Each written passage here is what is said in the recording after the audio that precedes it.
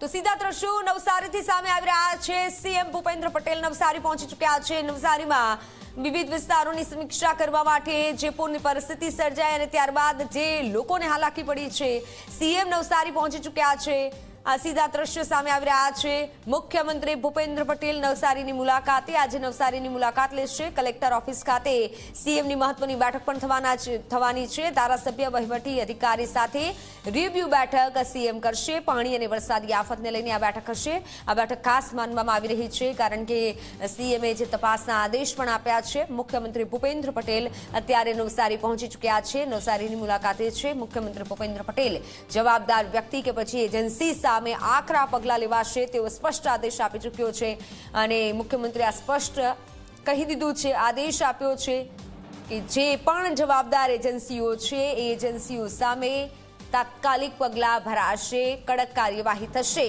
હાલ collector office ખાતે સીએમની બેઠક ધારાસભ્ય અને વહીવટી અધિકારી સાથે રિવ્યુ બેઠક કરી છે। પાણી અને વરસાદી આફતને લઈને બેઠક અત્યારે નવસારી પહોંચી ચૂક્યા છે સીએમ ભૂપેન્દ્ર પટેલ। મુખ્યમંત્રી ભૂપેન્દ્ર પટેલ નવસારીની મુલાકાતે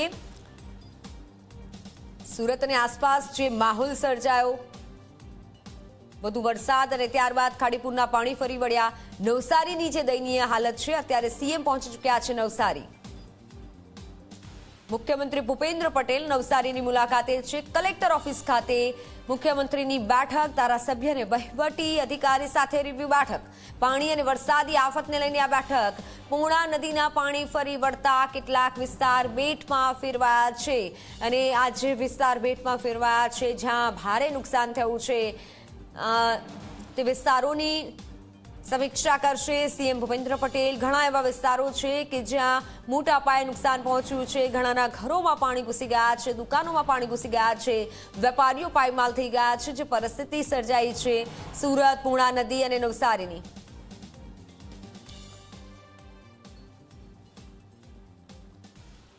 તો નવસારીના અમે આપને દ્રશ્યો બતાવી રહ્યા છીએ કે જ્યાં સીએમ પહોંચી ચૂક્યા છે નવસારી ખાતે।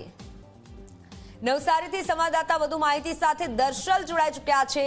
દર્શલ, સીએમ પણ પહોંચી ચૂક્યા છે, સીએમનો આગળનો કાર્યક્રમ કેવો રહેશે? કારણ કે ઘણા એવા વિસ્તારો છે કે જ્યાં મોટા પાયે નુકસાન પહોંચ્યું છે, ત્યાંની પરિસ્થિતિ અમને બતાવો, વધુ જાણકારી।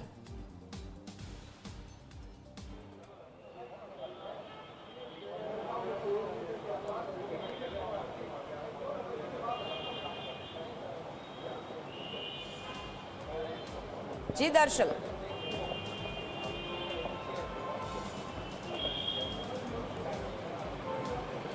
મિત્તલ, જે પ્રકારે જોવા જઈએ, જે પ્રકારે દક્ષિણ ગુજરાતમાં એ વરસાદી માહોલ રહ્યો, જે પ્રકારે ખાડીના પાણી એ સુરતમાં ફરી વળ્યા, એ પૂર્ણા નદીના પાણી એ નવસારીના કેટલાક વિસ્તારમાં ફરી વળ્યા, આ સ્થિતિ એટલી ગંભીર બની કે રાજ્યના મુખ્યમંત્રીએ એ રિવ્યુ બેઠકનું આયોજન કરવું પડ્યું, જ્યાં ધારાસભ્ય, જે સ્થાનિક વહીવટી તંત્ર એ જે પ્રકારે કામગીરી કરી છતાં પણ જે સ્થિતિ સર્જાઈ, ત્યાં એક લોકોની નારાજગી દૂર કરી શકાય, એક લોકોની હાલાકી દૂર કરી શકાય અને જરૂરી સૂચન, એક વ્યવસ્થા કરી શકાય, તેના માટે રાજ્યના મુખ્યમંત્રીએ ચિંતા સાથે આજે આ રિવ્યુ બેઠકનું આયોજન કરવામાં આવ્યું। જ્યાં સુરતની એ બેઠક પૂર્ણ કરીને તેઓ નવસારી ખાતે પહોંચ્યા છે અને નવસારી કલેક્ટર ઓફિસ ખાતે નવસારી વહીવટી તંત્ર સાથે જે વલસાડ તેના લોકોની સાથે એ બેઠકનું આયોજન, અધિકારીઓ, કલેક્ટર, ધારાસભ્ય, સંસદ સભ્ય, ખુદ CR પાટીલ તેઓ પણ આ બેઠકમાં હાજર અને ત્યાં જે પ્રકારની નવસારીમાં સ્થિતિ સર્જાઈ એ સ્થિતિ આ સિઝન દરમિયાન ફરી એકવાર ન સર્જાય, કઈ રીતે વધારે સુવિધા ઊભી કરી શકાય, કઈ રીતે હાલાકી દૂર કરી શકાય, આ તમામ માહિતી જે છે અહીંયા મેળવવામાં આવશે, જરૂરી સૂચન કરવામાં આવશે। એ મીટિંગ પૂર્ણ થયા બાદ એ અંદરથી માહિતી મળે એ પ્રકારે ખ્યાલ આવશે, પરંતુ હાલ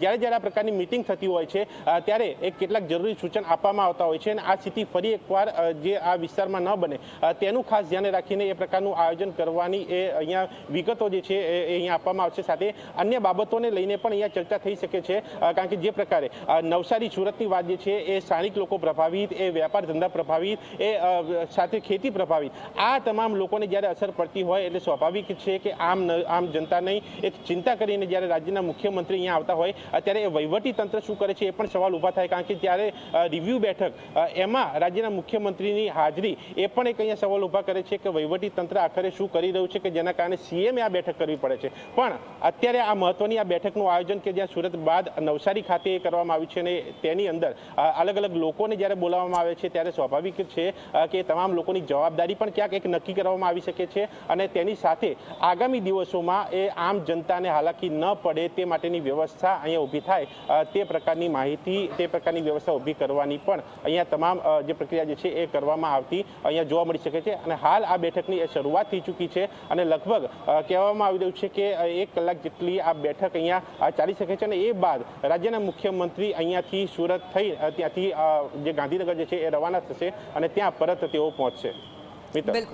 બિલકુલ આભાર માહિતી બદલ દર્શલ. પળની આ અપડેટ પણ આપતા રહેજો. ત્યારે પરિસ્થિતિ જે અત્યારે સુરત નવસારીની છે, સીએમ પહોંચી ચૂક્યા છે, ખાસ મહત્વની બેઠક પણ છે અને જે પણ અધિકારીઓ, જે એજન્સીઓ ખાસ કરી છે તેઓને કાર્યવાહી તે સામે કરવામાં આવશે તેવા સ્પષ્ટ આદેશ પણ અપાયા છે.